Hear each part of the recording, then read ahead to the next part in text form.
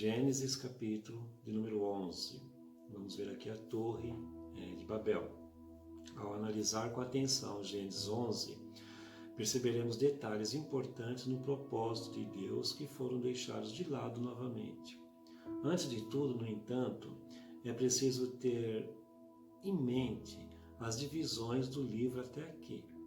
Do capítulo 1 até o capítulo 11, temos a história primitiva da humanidade. Dentro desses capítulos estão a criação, a queda, o dilúvio e a Torre de Babel. Do capítulo 12 ao 50, temos o relato da história dos patriarcas, que contam a história de Abraão, Isaac, Jacó e José. Bom, tendo isso aqui em mente, vamos ver o capítulo 11. A Torre de Babel. A descendência de Sem, a origem de Abraão. O versículo 1 nos mostra que havia apenas um idioma na terra. O versículo 1 diz assim: Ora, em toda a terra havia apenas uma linguagem e uma só maneira de falar.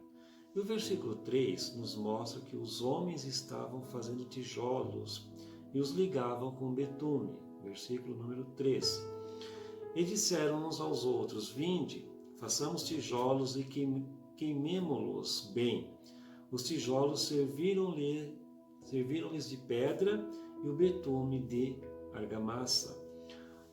Agora o versículo 4 nos mostra que eles se organizaram para construir uma cidade com uma torre que chegasse até o céu, com o objetivo de que não fossem espalhados pela terra.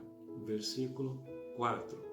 Disseram: Vinde, edifiquemos para nós uma cidade e uma torre, cujo topo chegue até aos céus, e tornemos célebre o nosso nome, para que não sejamos espalhados por toda a terra.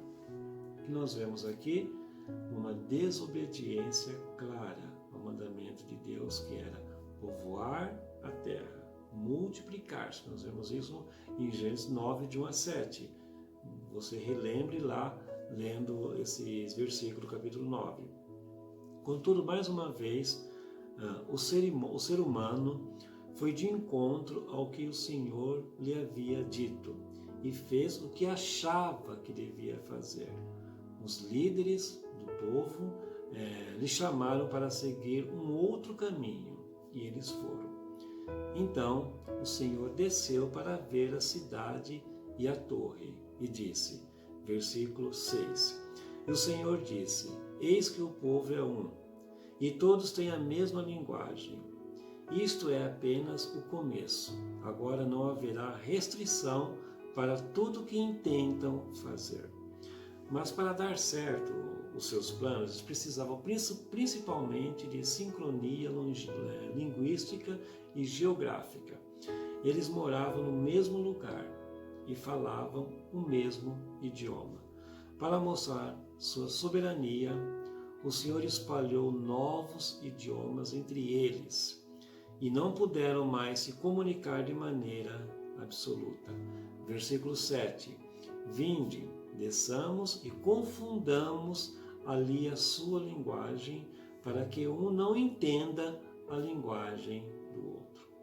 E, consequentemente, os grupos se espalharam pela terra de acordo com a sua interação linguística. Versículo 9. Chamou-se-lhe por isso o nome de Babel, porque ali confundiu o Senhor a linguagem de toda a terra, e dali o Senhor os dispersou por toda a superfície dela. No verso 10 ao verso 26, nós vemos agora a descendência de Sem. Verso 10. São essas gerações de Sem.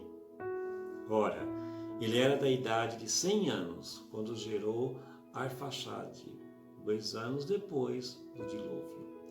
Vemos até o versículo 26 os descendentes de Sem.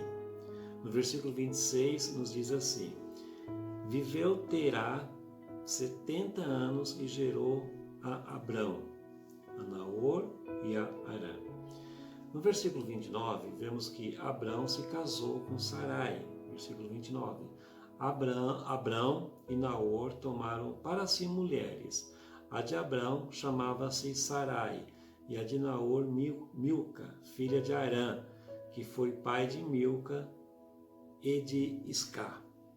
No versículo 30, vemos que Sarai era estéril. Para nós terminarmos a leitura do capítulo de hoje, o versículo de número 32. E havendo Terá vivido 205 anos ao todo, morreu em Harã. E com esse versículo nós encerramos a leitura do capítulo de hoje. Que Deus te abençoe, que a paz do Senhor esteja com você e esteja no teu lar.